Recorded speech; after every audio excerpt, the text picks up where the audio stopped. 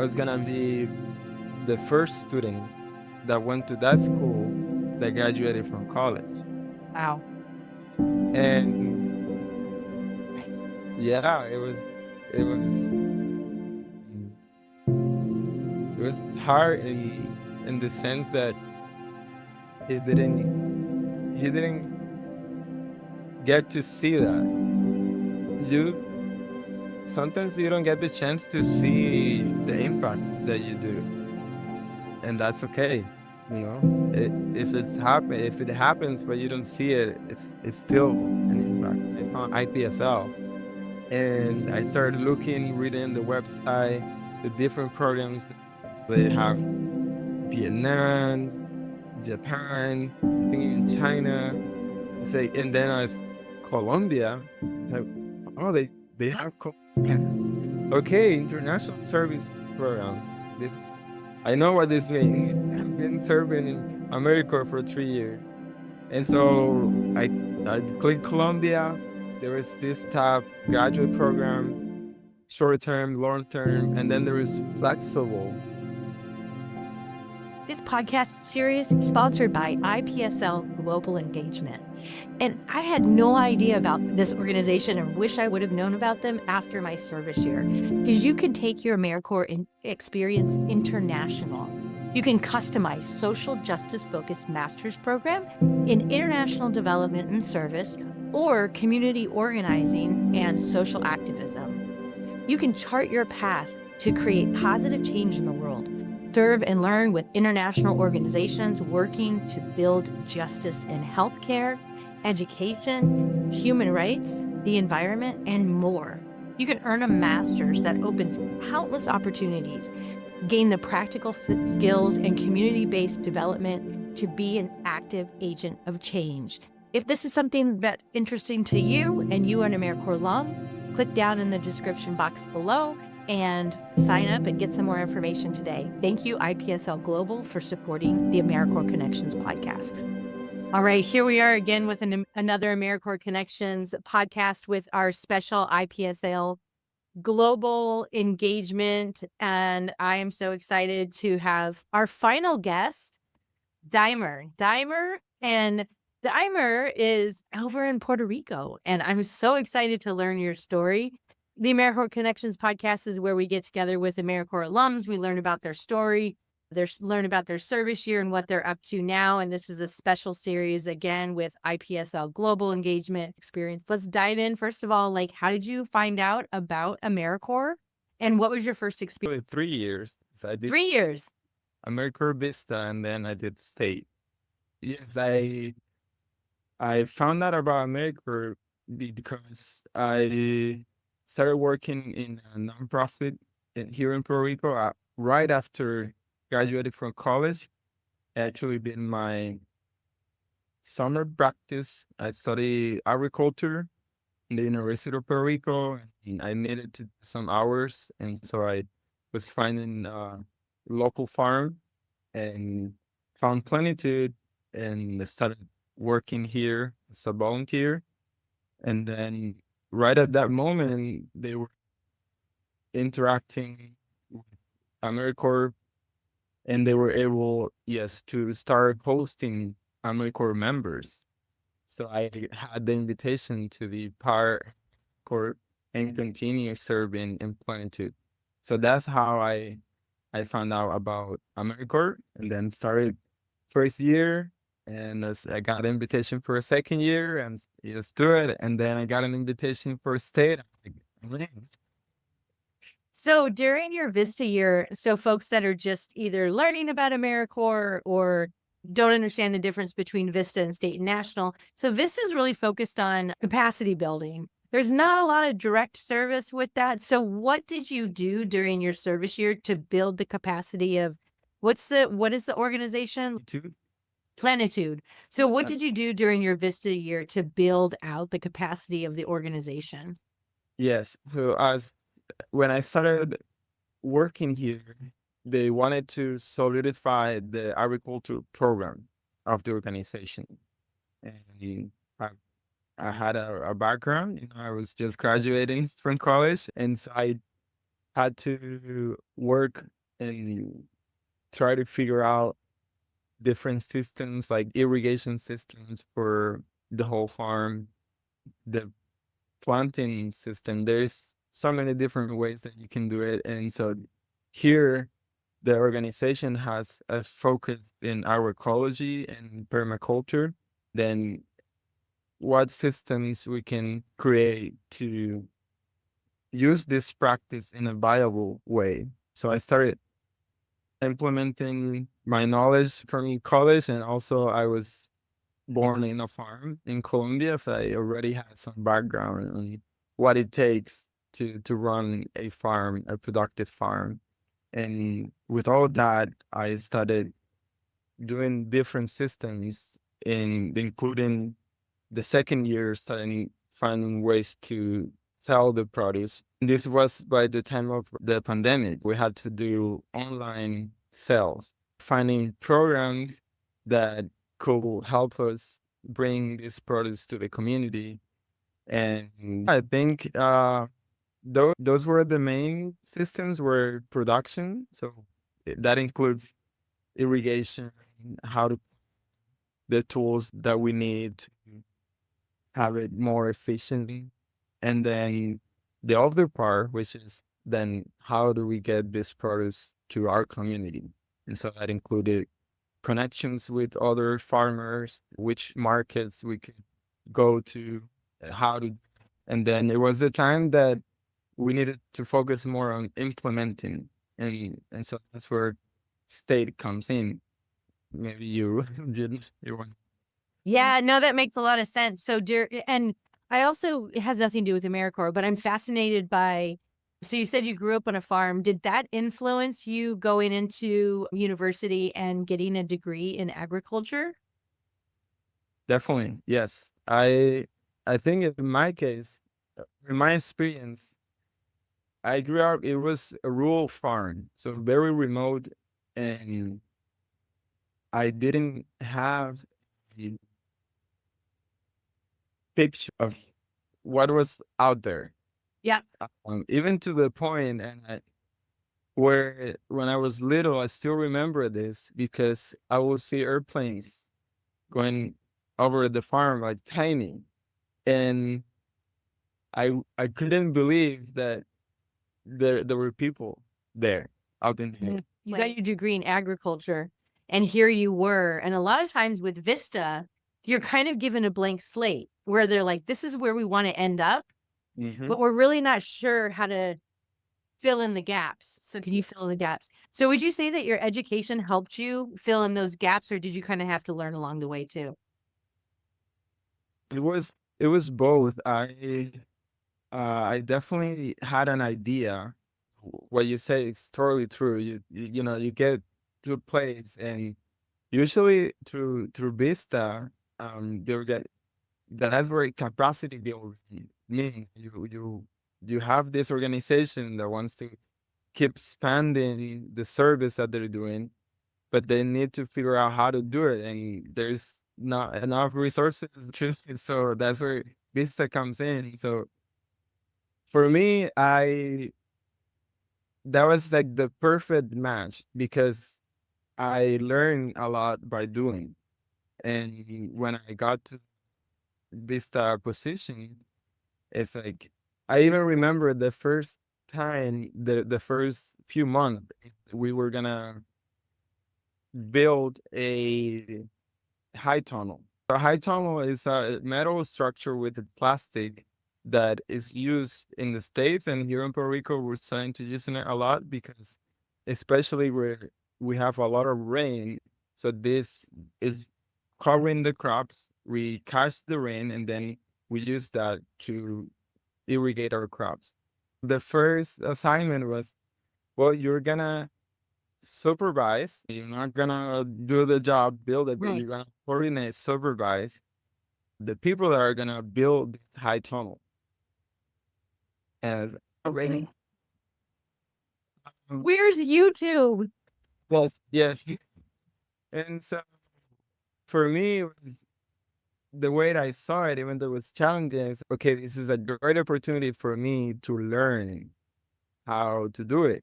And I really felt the support from the people that I was working with, that I was able to do that. And then I got the floor plan and had to study it and then learn what it was.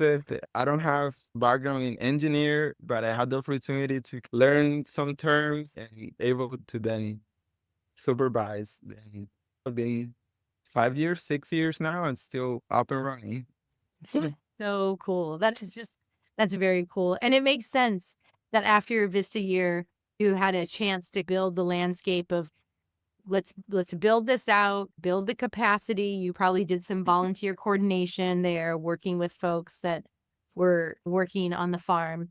And then you had an opportunity to do state national, which now you can get your hands dirty. Yeah.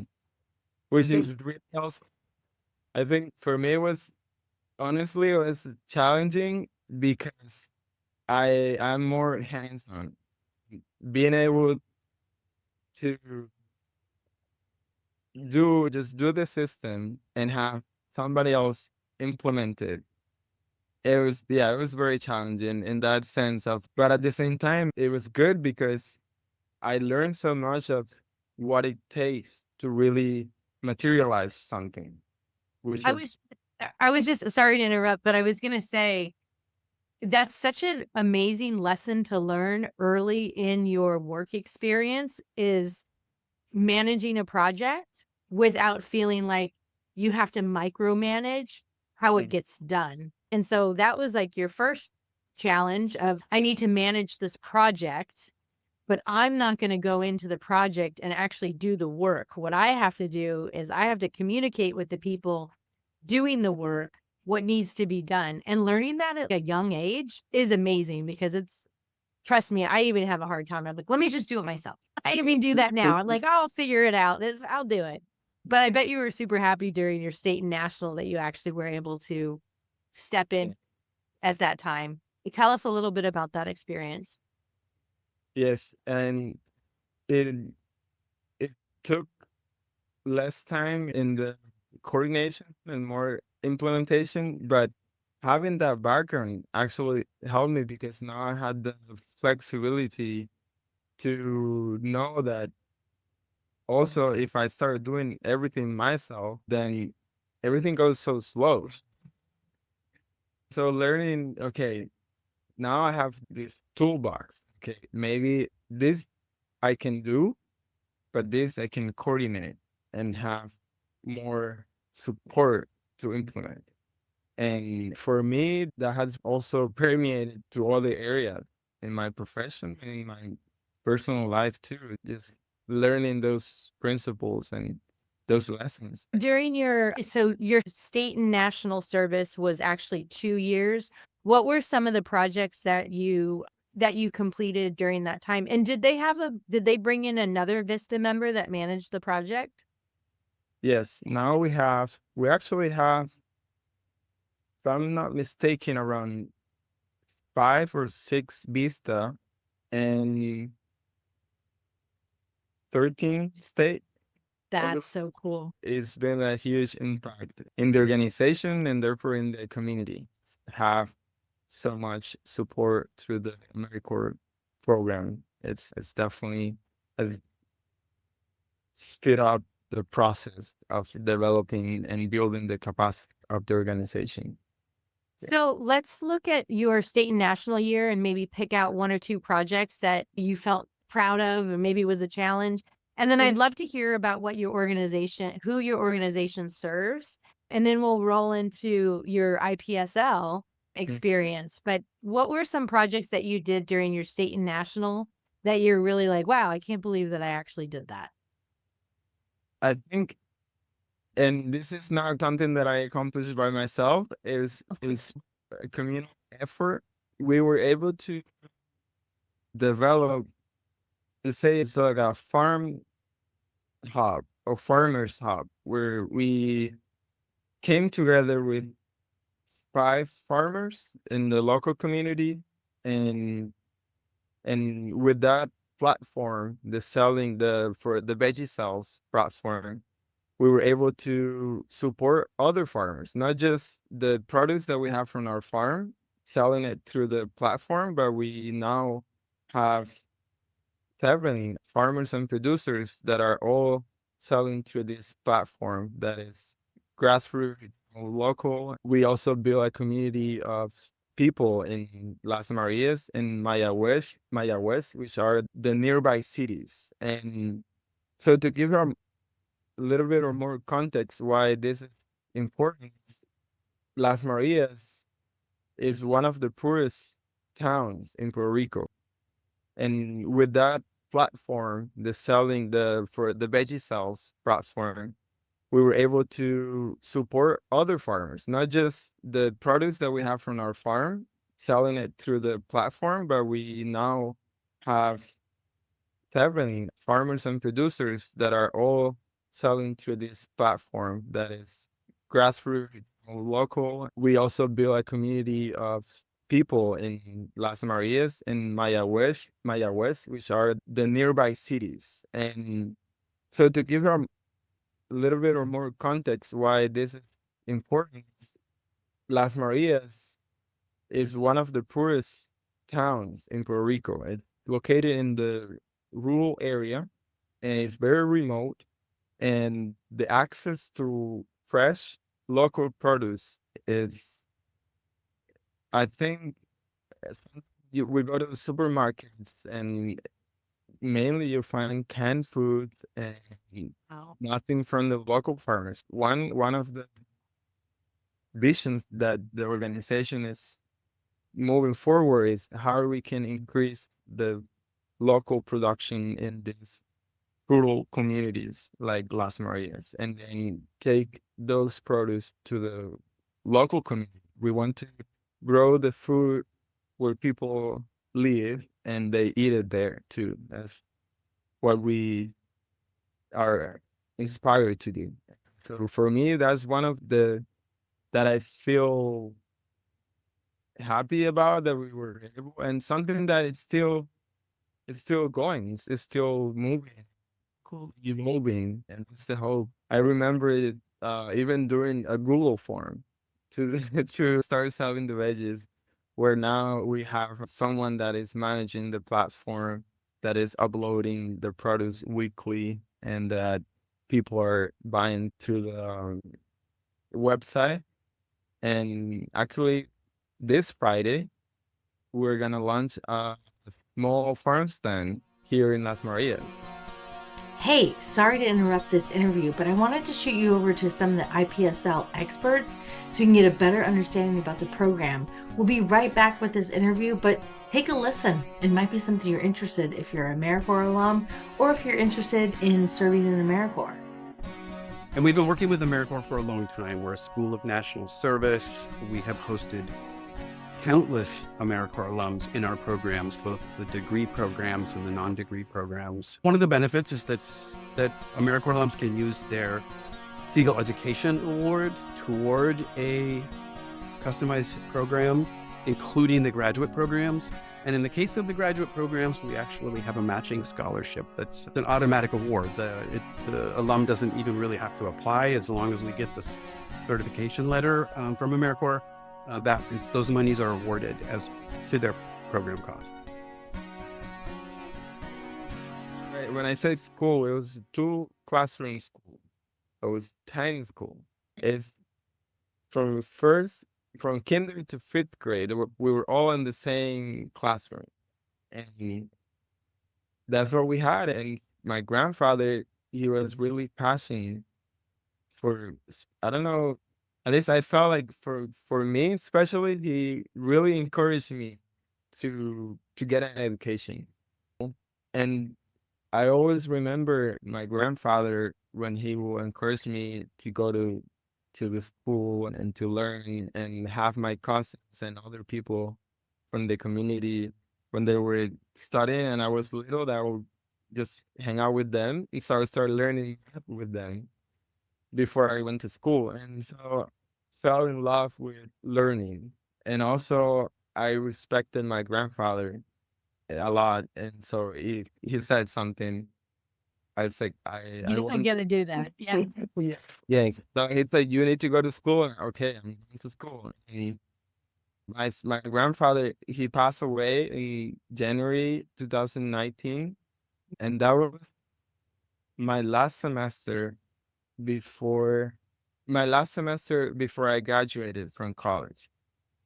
And my dream was to have him see me graduating from college because I was gonna be the first student that went to that school that graduated from college. Wow. And yeah, it was mm, it was hard in the sense that he didn't he didn't get to see that Great. materialize. Yeah. Um, And so I there was a hard period for me to, I guess, question why things happen the way they happen. It's like he put so much effort in building this school, in supporting the community, and I think for him it would be so fulfilling to see it flourish and see the fruits of that effort. But then I kept thinking about it, and it's like you sometimes you don't get the chance to see the impact that you do, and that's okay. If it happens but you don't see it, it's still an impact. And so that really it inspired me to just commit to get this school back and running. Isn't there a saying that wise men plant trees that they'll never sit underneath their shade? Yeah, Yeah. that makes a lot of sense. But it also really paints the picture of why you were so motivated to get this school back on track. And it's kind of what we've talked about on this podcast before with several guests and several members is the synchronicity and the readiness of when a project presents itself and you're ready and you hear it and you're available. Again, it's that kind of opportunity meets readiness sort of thing, or preparedness. You felt that drive and you wanted to, not to put words in your mouth, but you wanted to carry on your grandfather's legacy with getting the school back up and running and flourishing. So tell us a little bit about kind of that.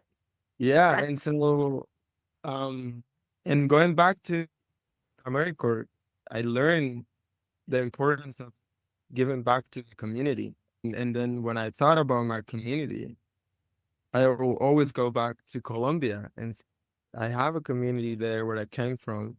I do have a community here in Puerto Rico too, which I'm investing myself too. But I said, what am I giving back to my community in Colombia? And then I remember I set myself to I need to find a way to use those funds to support this project.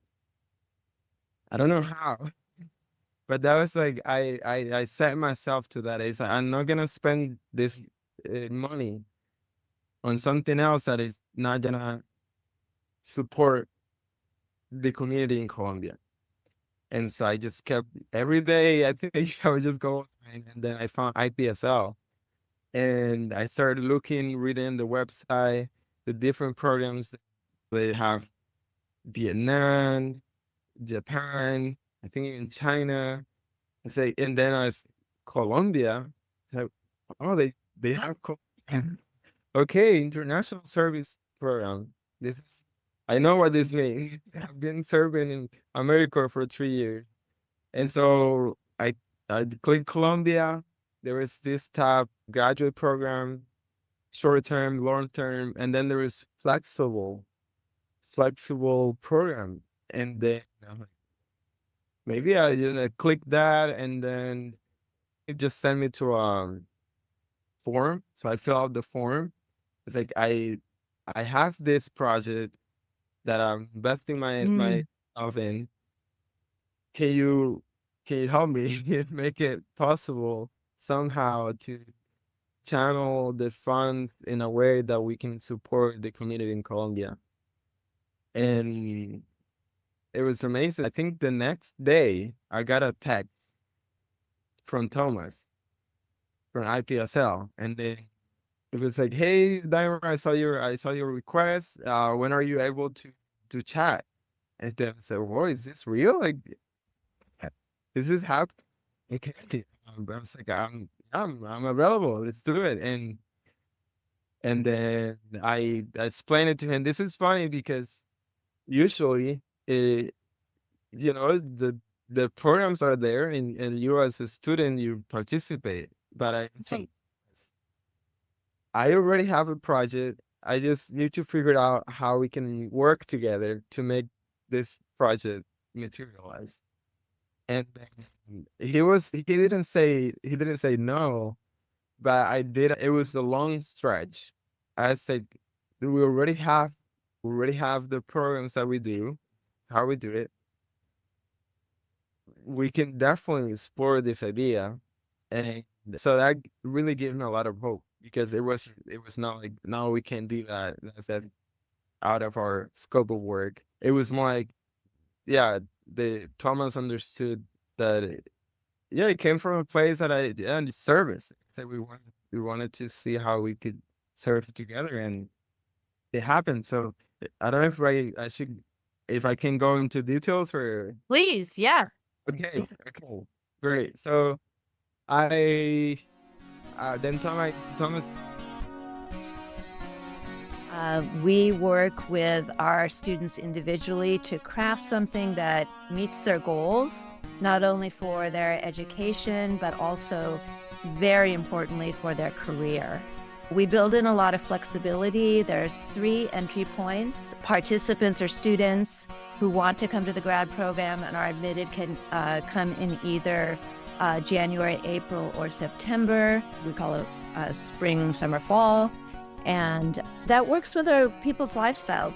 We try to be flexible and responsive to the needs of people in their particular life. Gave me the information, an organization in Colombia where IPSL already has a collaboration, and so I reached out to them.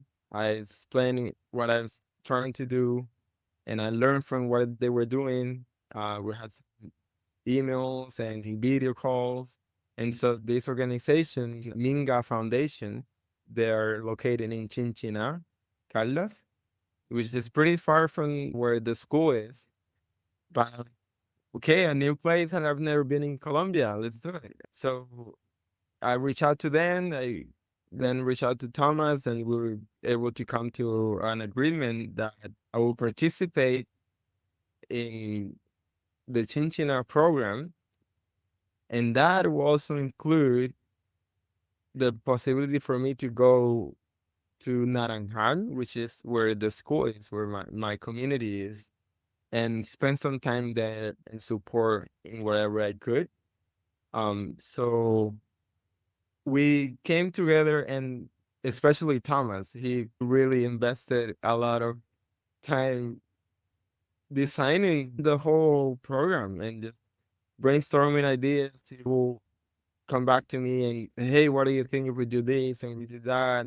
And then with Minga House and their staff also, like, okay, maybe what we're gonna do is we want to make sure that you have a picture of how nonprofit work in Colombia. So through this experience, I not only visit Minga House, but I was able to connect with, I think it was 5 other organizations in the Chinchina area that I met with the people that work there, the founders, what they do, how they do it, their challenges, struggles.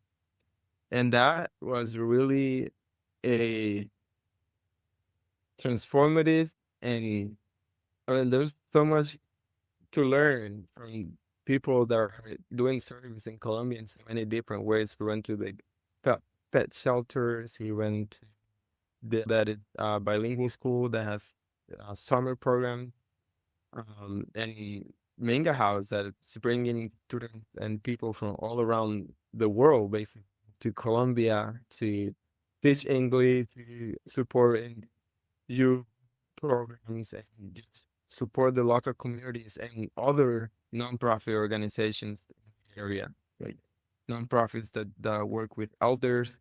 The scope and the range of service that is happening in this community is amazing, and I was able to integrate in all of those aspects. Thank you, IPSL. Thank you, Thomas, for this opportunity.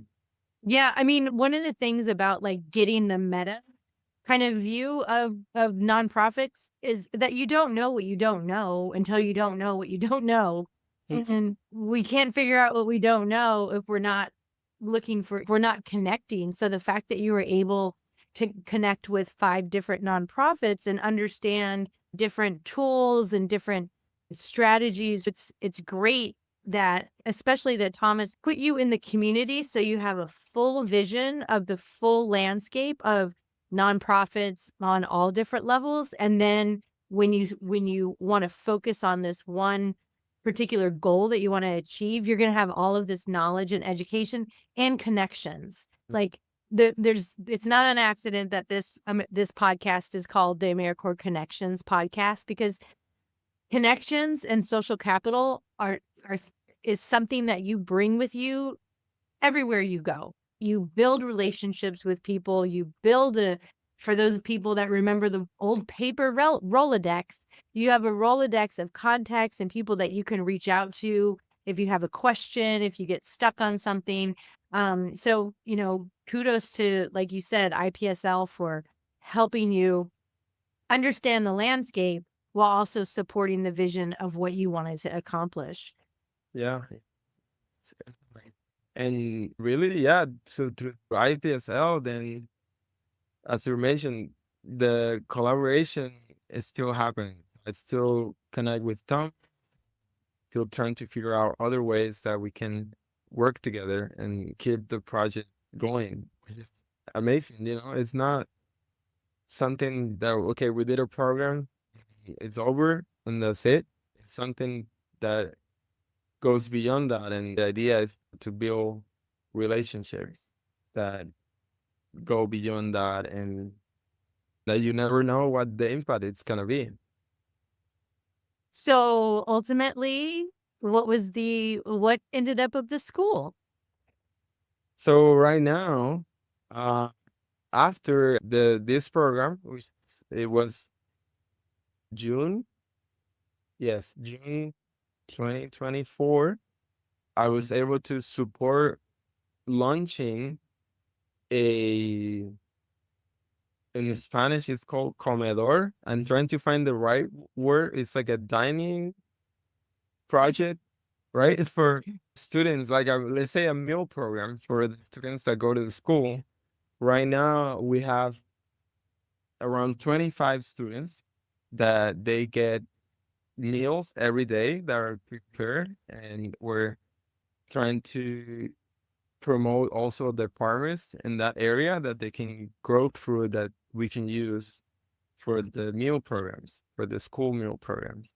And that was through IPSL, and through this project, I was able to channel the knowledge and the resources to, okay, how can I impact, at least in an area? I want to rebuild the school. I would like to do something that where kids have everything that they need to learn what they need to learn in the stage where they are.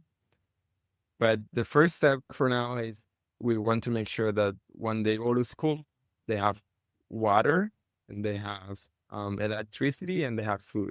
And right now we're covering the 3 areas actually. They already have. We were able to bring filters, so they can filter water. They have electricity, and it's not super reliable.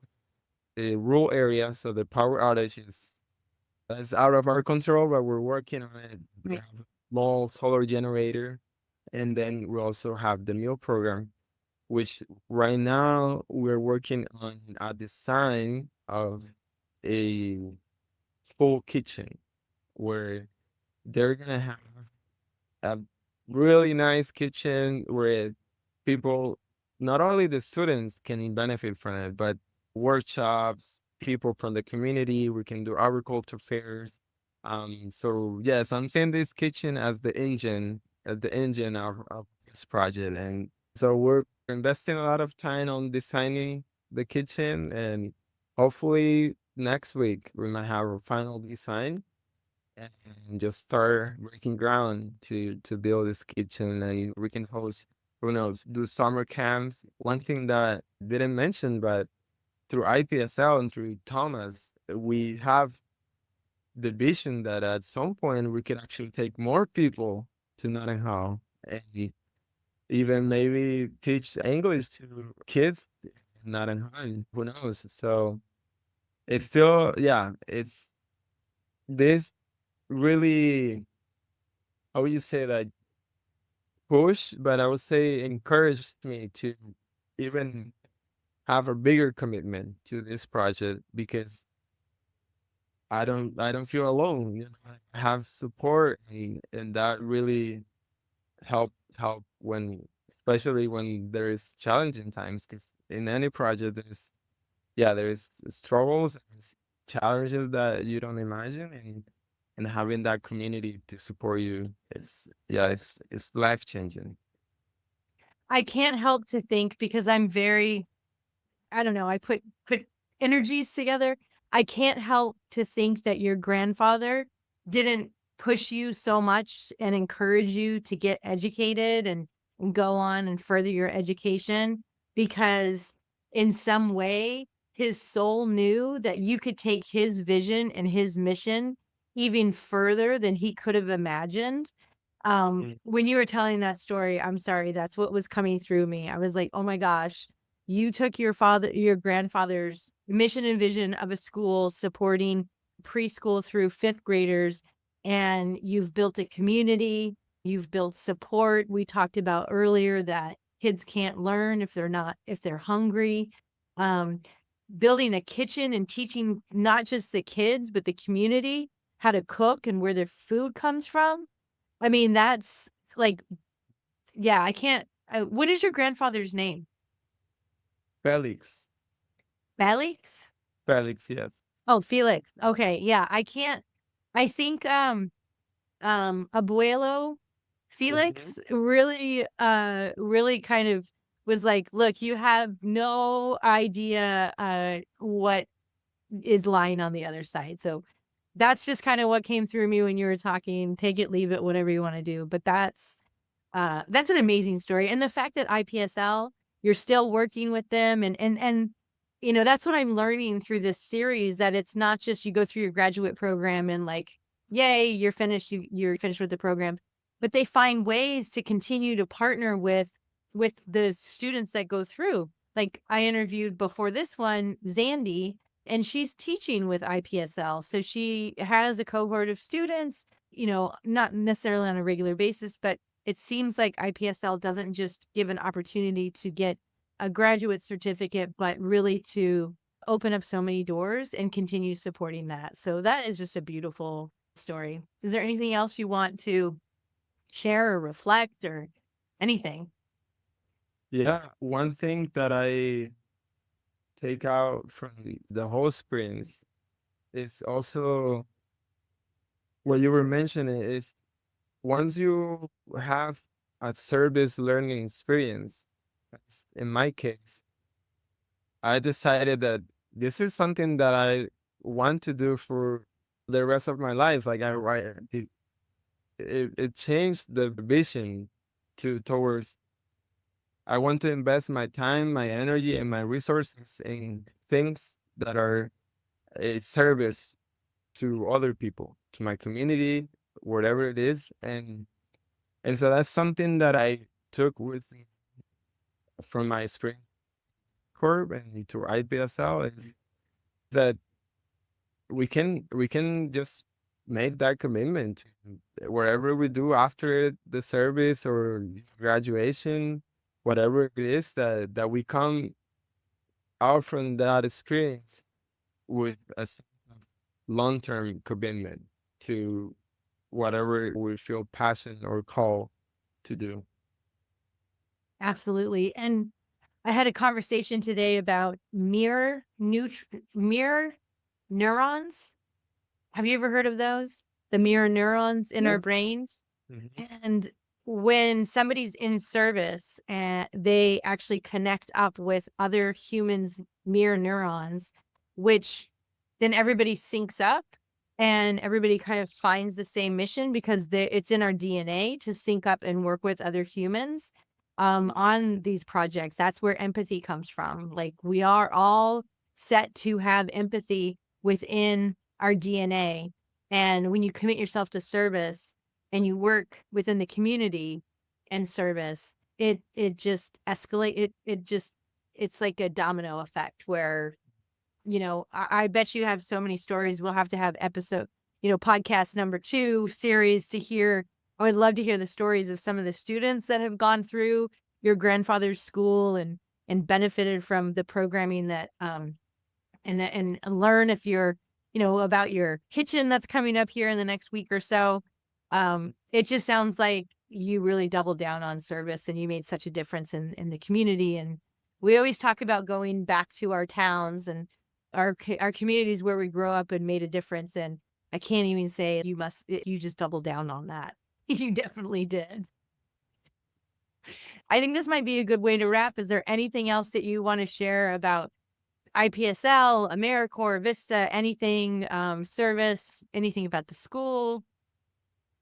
I would just like to, reemphasize and to acknowledge that this is something that is not like something that I'm doing by myself. Plenitude, what I work here, is there with me in like supporting every project, and then the people that I meet through this network, Plenitude, has been amazing.